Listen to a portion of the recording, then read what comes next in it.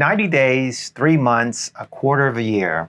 That's a long time to be living on a cruise ship, specifically the Villa Vie Odyssey. Now, we look around and we think this is home, but what is home like 90 days in?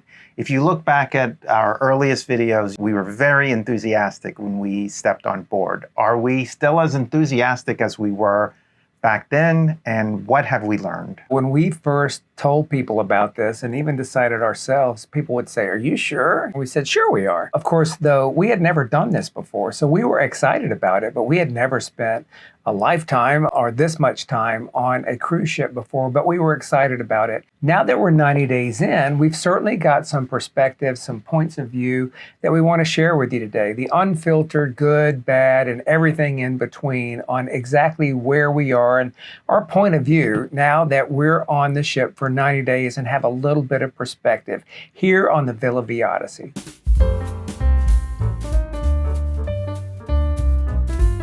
Michael and I are planners. We like schedules. So when we, it's true.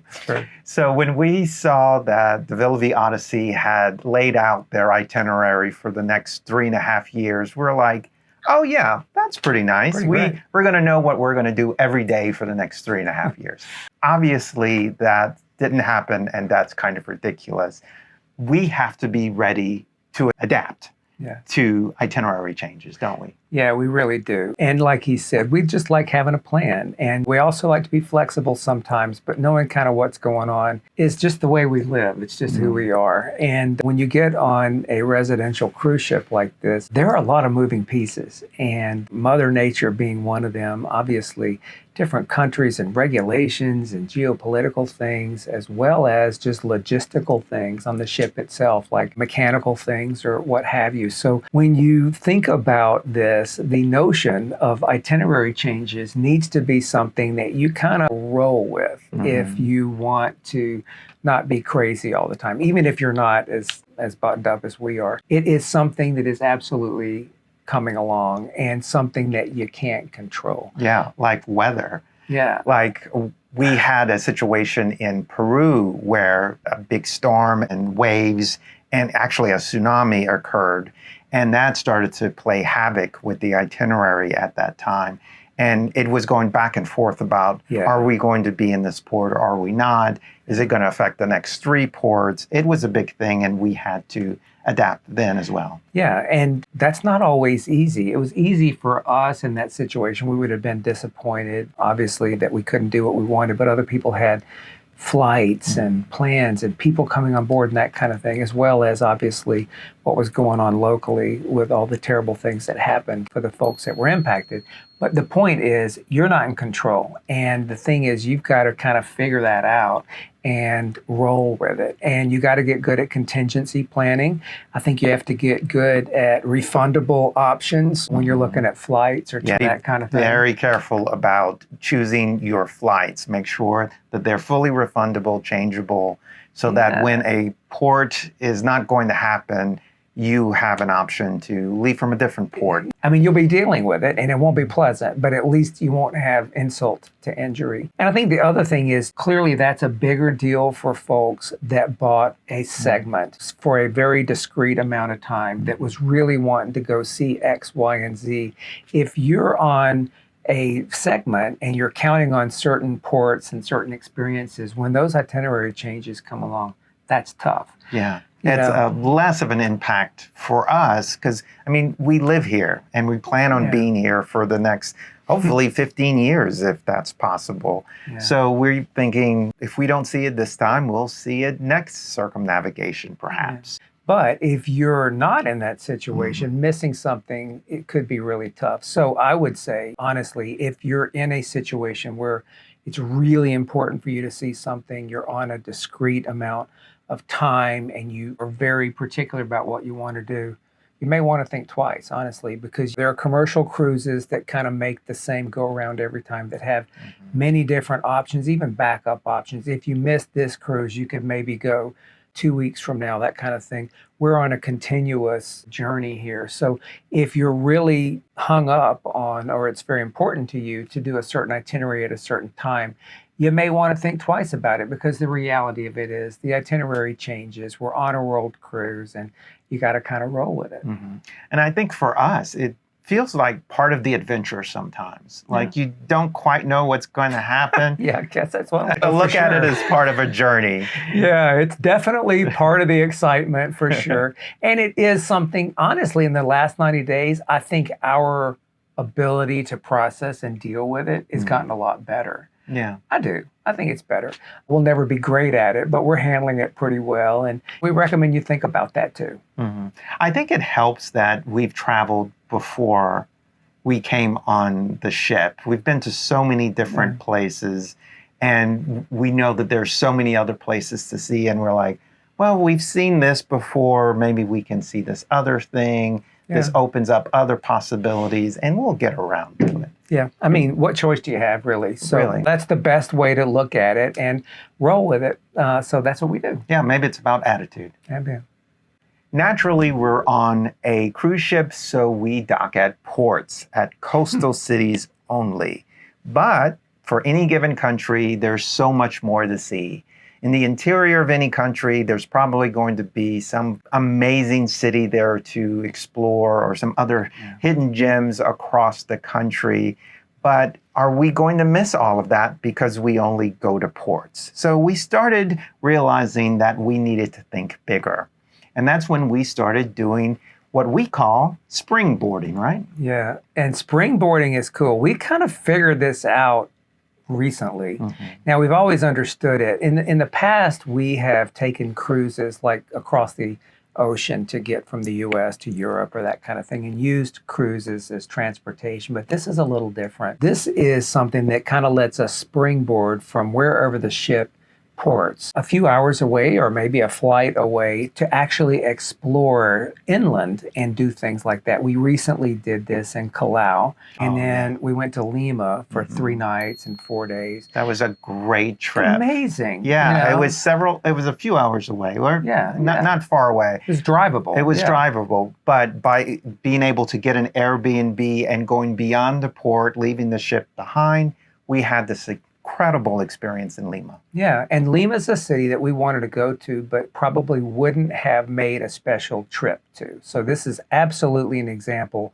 where the ship is allowing us to go places beyond the port that we wouldn't go to otherwise. We did the same thing recently in Valparaiso, right? Yeah, we went from Valparaiso to Santiago, then took a flight from Santiago to the Atacama Desert, which was an incredible experience. Yeah. And that is, again, a place that we never would have thought about going before, making a dedicated trip there. Yeah. But because we were on the Odyssey, that brought us to a relatively nearby port, we were able to springboard farther into the country. Yeah. And then we springboarded back to Santiago and spent a week there, and then we flew to Punta Arenas. And got back on the ship. So we were actually off the ship for that 2 weeks where we explored Chile, and it was amazing. And we would have never done that had we not had this opportunity. So this notion of beyond the port and what we're calling springboarding, and that's essentially arriving at a port and then jumping around and then rejoining the ship, has really been a big deal for us. And it's opening up opportunities that we hadn't thought about. We had been cruisers before, and we had taken trips, maybe long day trips and that kind of stuff, but this is a whole different experience. And because the ship's moves slow and it stays in a certain region, like the example of Chile, we could be gone for weeks and then have a 2-hour domestic flight within the country and meet up with the ship. So this is a whole new way of traveling, and one that we're really excited about exploring. Yeah. Now, one thing that's important to keep in mind is that you have to plan for this financially, because it's not part of your monthly fees or anything. You have to spend a little extra money to be able to take that trip and then to pay for the Airbnb. So we've had to kind of think about how that fits into our financial plan. For sure. I mean, the ship is providing the services if you leave for 2 weeks or not. So nothing's changing in terms of your costs here. And of course, when you go away, you have to eat and you have to sleep and you have to do all that stuff. Now, we would never have had these opportunities. So that incremental cost to our baseline, the monthly that we pay here, is very reasonable given the opportunity we have and given what it would cost us to do otherwise, like flights and all this other kind of stuff. But he's right. If you stay on the ship and you stay in the ports, you got a place to stay, you got a place to eat, and your expenses are pretty much taken care of. When you do things like this, you add flights, hotels, meals, and excursions, but wow, it was worth it. So I'm a huge believer in this, and I think we'll do it a lot more. Let's talk about cabins. Choosing a cabin is a little bit like choosing an apartment, don't you think? You think you know what you're going to need, but it's probably not until you're in the space that you realize this is not exactly what I bargained for. And that's kind of the experience we had here. In our earliest Villa Vie videos, you will see that we were in a different cabin than the one we're in now. We've learned a few things since. For sure. We bought our first cabin after touring the ship briefly in Belfast. And of course, we looked at a cabin like the one we bought originally, which was an interior cabin with a window. And we thought it'd be fine. Our thought was we're going to have all this space, we're going to be busy and doing all these things. But once we got in there and we started thinking about this is really different from a typical cruise. We're living here. And when you think about living somewhere, it's very different. What happened was we essentially came and looked at this and other cabins. And when we looked at them, we actually saw ourselves living very differently. The way we like to live together and a little bit independently, having our own space, that other cabin was fine and it would have worked for one person, and it works very well for many couples and two people in the cabin. Most of the ship's cabins are actually like that. But for us, it just didn't come together. And as we looked and thought about how we really live and how we really want to be comfortable living here, we obviously made the move to a larger cabin. Now, that works for us. We really looked hard at it in terms of what we wanted, what was important to us, the financials of it and that kind of thing. And we wound up making that choice. We really wanted more space. And we really, more than we even thought about it, wanted. That was huge. When we came in here, and then we saw the light from the windows, and then we looked beyond the windows and saw this balcony, we were like, wow, that's pretty special. And it's interesting, when we first used to cruise on commercial cruise lines, we didn't use the balcony very often. But here, we're using it all the time. And I guess it's just a different situation when you live here. It's totally different. And to your point, it's interesting because sure, we have more space in here. The finishes are a little nicer. But these windows and the way it allows the light into the room is a big deal for the inside. And of course, having the balcony itself is a big deal, along with fresh air and that kind of stuff for the outside. As the ship has filled up, it's been really nice to come out here, especially as the weather's gotten a lot better lately. And it's just been beautiful. So we do have a lot of space, private space, and we have really enjoyed it. So the net is, the cabin really matters. And depending on what you need, who you are, and how you want to make a decision, it's something to really pay attention to. This has worked out well for us. And 90 days in, we're still happy. About 2 weeks into the other one, we were not happy. So we're feeling like we've made the right move, and it's something that's going to stick around with us as we go forward. We knew what we were getting into. A startup company, right? And a startup company is by definition a bold new idea. And with every bold new idea, there comes challenges. And there's been one or two thrown our way. The biggest one being, do you remember hearing about Belfast? That was the launch of the Odyssey, and it was quite delayed with a whole lot of complexities. But have we seen growth, resilience since, would you say? I think so. We clearly are still in startup mode. This has never been done before. And as he mentioned, we actually toured the ship in Belfast long after it was supposed to leave. So we've been in this adventure knowing up front that it was originally delayed. But yeah, with the startup comes all the challenges, and I won't belabor those again right now. But what we are seeing is improvement. We're seeing things stabilize. We've been cruising for over 100 days now. I'm not sure what it is, but things are evening out. And clearly there's still things that are left to do. We have surprises and things happen every day. But I do love the transparency of the company. That's true. So even though there are surprises that occur, the company has always been really transparent about what caused the issues and what they're going to do about it. And it's interesting, like in any commercial cruise we've ever taken, we knew nothing about what was going on behind the scenes. And there's a lot going on behind the scenes of any company, of any cruise company. But now we know in excruciating sometimes too much. Too much. So there's a lot going on, and I think the notion is to try to be transparent. Sometimes that cuts both ways in terms of how that's received and how that's further talked about. But I think if you step back and look at what's going on and how things are going, things are stabilizing and they're improving. They're clearly not been operating for 20 years now and know how everything is going to work and doing everything at scale, because we're still one ship figuring out things for the first time. But overall, I do believe things have improved. There's still a lot to do. And to the earlier point about itinerary changes and other things, there's a lot that you kind of have to roll with, but I think we're rolling with it. Yeah, I think we are, certainly. Yeah. We have a good attitude about everything. I think we feel that the company is dedicated to making improvements. They're really transparent to us, like we said. So. Yeah. So those two things really helps. It helps to have trust into what the company is doing to make our lives better. Yeah, and we do, and others may not have, but we do, and we're here, and we're enjoying it, and like we said earlier, we're rolling with it. So I think if you take that attitude and kind of understand what you're getting into, expecting things to be kind of rolling along and imperfect, you'll be a lot happier, and I also think it'll be a much more realistic experience in terms of your expectations. We're doing that, and we're looking forward to the future. So our perspective is we've seen improvement, clearly, and we're looking forward to more. So we're really glad to be here and see things happen. Because even with all that happens, what's behind that is we're having the trip of a lifetime.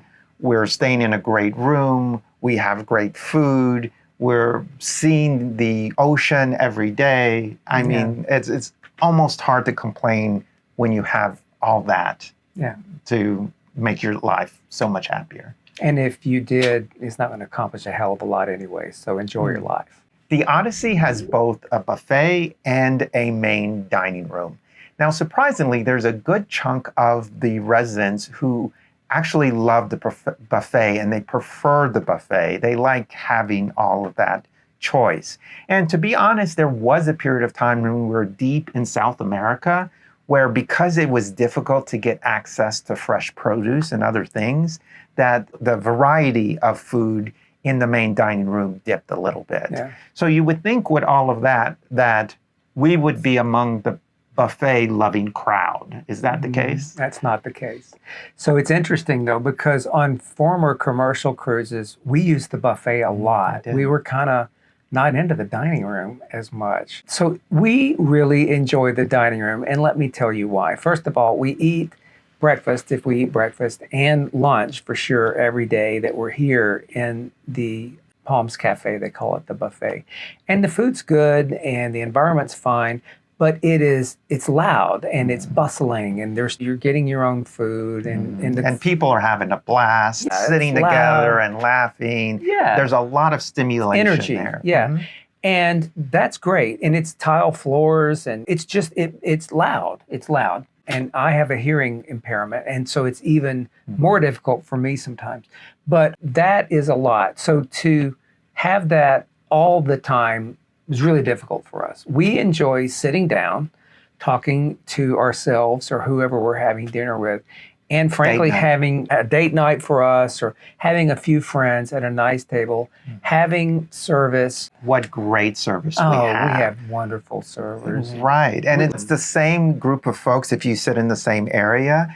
And the folks that we tend to sit with, they take such good care of us. They really do. Yeah. They really do. And such wonderful people. So it's a totally different experience. Now, you don't go get to choose among all the buffet items. You order from a menu and they'll give you what you want. Clearly, there's times when the food's better than others. But in terms of the experience, you've got a tablecloth, you've got somebody pouring your wine and bringing your food and that kind of thing. And that's just kind of what we enjoy. And I think maybe some of that is because we do have the buffet every day. We really enjoy the experience in the dining room. The atmosphere is so nice. The atmosphere is great. It's quieter. And like you said about them coming to pour the wine or give you fresh pepper, it just feels like a very special experience. And we get that every night. Every night. And we enjoy it every night. Yeah. And we really look forward to it. So we are not looking to stay in the buffet all the time. Like I said, we eat there for lunch and breakfast, but we enjoy the dining room. Even on an off night, we still have a good experience and we really enjoy kind of the piece of it. So it actually gives us something to look forward to every day too, because it's kind of when we catch up, we have a little bit of differing schedules during the day and we catch up, have a little wine, have a little drink and have a little eat and a lot of ice cream sometimes, and we really way love our too night. much. Yeah, it's a good thing. The Odyssey moves slowly, deliberately. We just spent like months exploring South America, going from one South American port to the next, kind of lingering in that area. So probably this isn't for everyone because most people are used to commercial cruises where you kind of dart from one port to another, and those ports may be in completely different countries. You're moving quickly. That's not the case with the Odyssey. So for some, that just might be too slow. Yeah. And for us, it's just the opposite. We're really not about kind of checking off destinations or countries. And of course, we're here for an extended amount of time. So it's kind of nice to have the slower pace, number one, and also to have longer in port because we obviously want to explore and kind of do that way. So this is a very different way of traveling. The other thing is we're in some smaller ports, some kind of lesser known ports. Those sometimes are not the most exciting in the world. You get off, you check it out. Maybe you springboard like we talked about. But those are typically the hidden gems, right? They can be. That most people would never see, and we get the opportunity. Never get the opportunity to do that. So yeah, so this really is, especially I think with context of 20-something years of traveling together with a lot of commercial cruises, this is good for us. And we're really enjoying it. So if that's not your vibe, this is probably not going to work for you because there's a lot of this. I mean, we've been in South America a long time. And you have to kind of really balance what's going on out there with your life here and making sure that the whole package works for you, because not every day is an exciting port day. You'd wear yourself out anyway, if it were. For example, we're so excited about going to Japan, but like it's going to be intense because every port, we just want to do 3 and 4 different things every day. And I'm sure that's going to burn us out. So we need to conserve the energy for for Japan. That's true. If I could just take some of the energy from this and port it over there, because clearly we got some time and are moving slow down here. But yeah, this is working for us. It's a different way of travel. It's a different way of living. And it's something you ought to consider. 90 days in for us, we're loving it. We're happy with it. We get it, and we're in.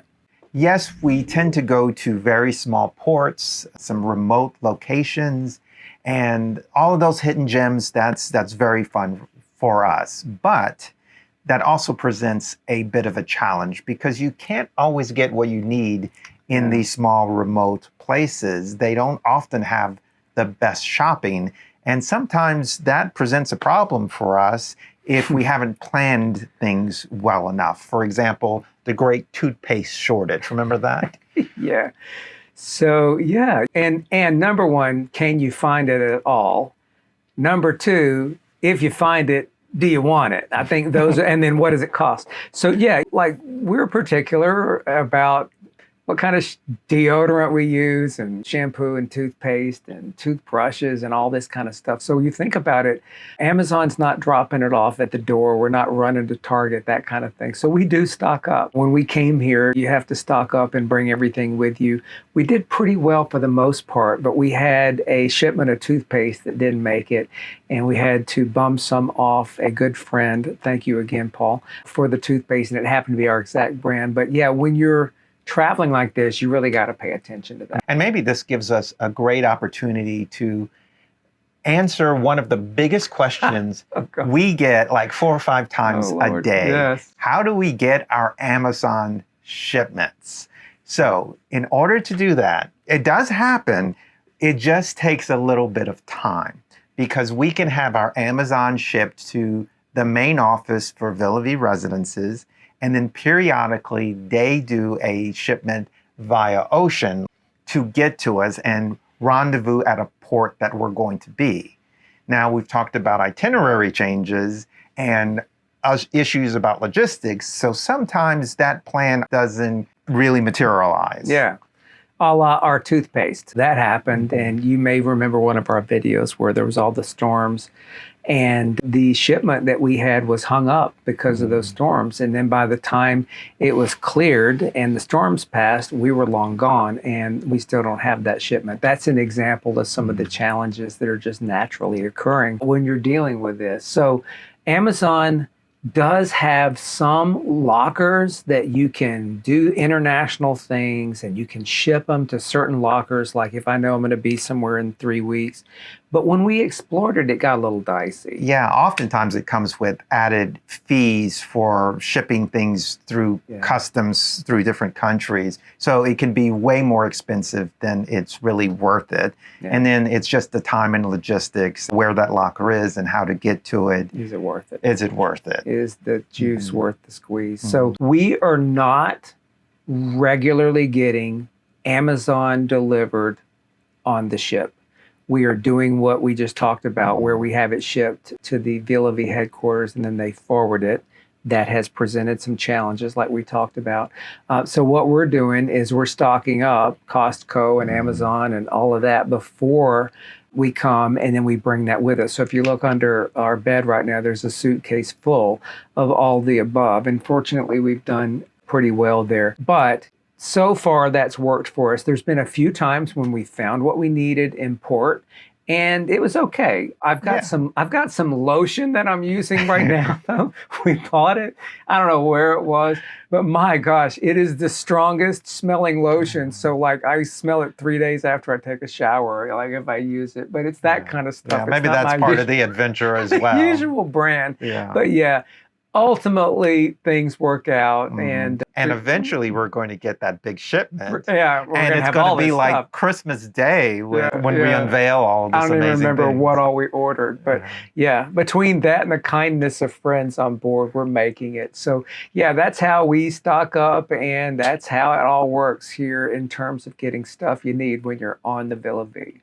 So we are very excited for the most unlikely reason. We're excited because we have a gym, and the gym is just steps away from where we sleep. So that means there's no excuses, right? Yeah.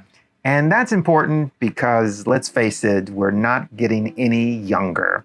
And because we live full-time on a cruise ship, we have a tendency to overindulge. I mean, there's just so much to eat and so much to drink here. So we have to stay active. Yeah.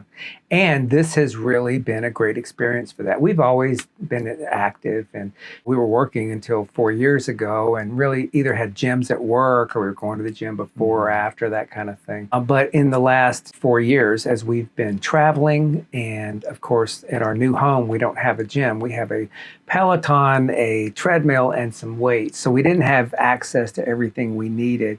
And having a full gym here with space and all this stuff, and even a personal trainer that helped me the other day a lot. Thanks, Shiraz. Yeah. And classes. It really makes a difference. And like he said, with trying to balance everything that we need to, getting older, consumption of food and drinks on this thing, it's really nice to have. And there's no excuse. I mean, there's There literally really no excuse. is no excuse. Yeah. So we have the time and it's right down the hall. So that has not only made us stronger, I can feel that we're stronger. We're not gaining weight, even though we are eating pretty well. Which is very surprising. It's but good. We've weighed ourselves quite frequently We're doing okay. and we're maintaining. And I think we're gaining muscle, which we haven't in a long time. It's nice. Yeah. Now, that's not easy at 61, but we're doing it.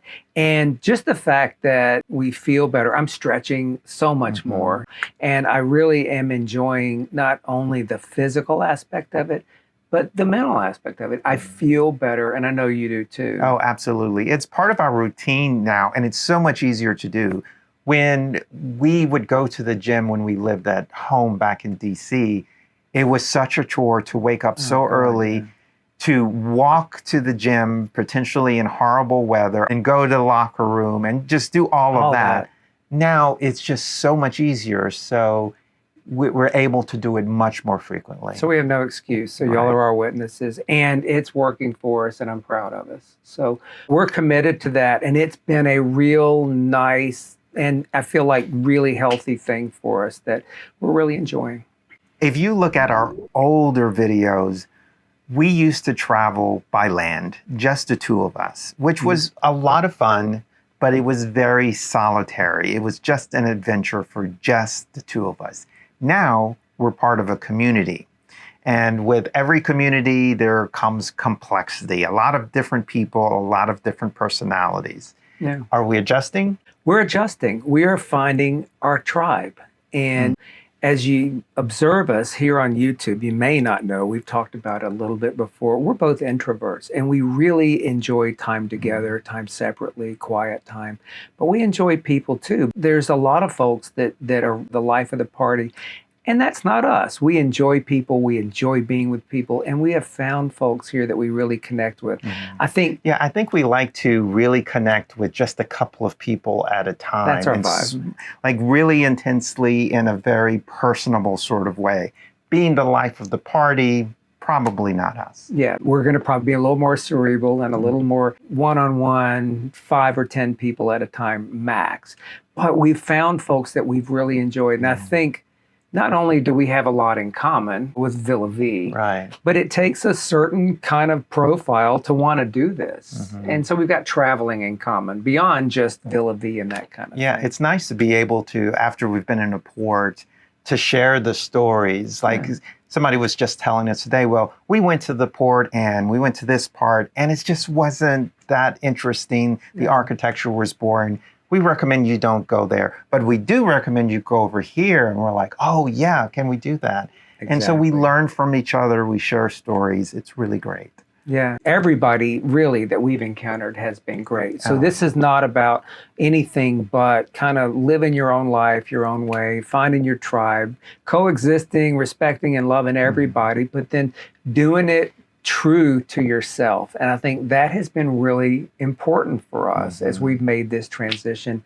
And it's working pretty well so far. Yeah, it's probably about balance, isn't it? Making sure you have time for yourself, you have your meditation time, you have your alone time, but then you carve some time out to really bond with the people you're around and learn from them. Yeah.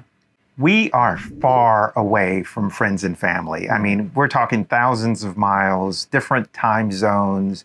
Our friends and family are far away and they are busy with their lives. And we're busy too, just in a different way. We're busy exploring. So it can be easy to lose touch. And that's been a challenge. That is a challenge for us. As we've talked earlier, we are a little introverted, but the relationships we have are deep and incredibly meaningful to us. And as we have been traveling, we've tried to really figure that out. You've got to be intentional about it because life goes on. Life goes on back home and we're not there. Birthdays and anniversaries and special events and holidays and all that kind of stuff happen and we're not there. And that is difficult at times. It's not easy. This part's not easy for us, but we're figuring it out. And we talked about this a few days ago and you said it. We don't want to just stay in touch.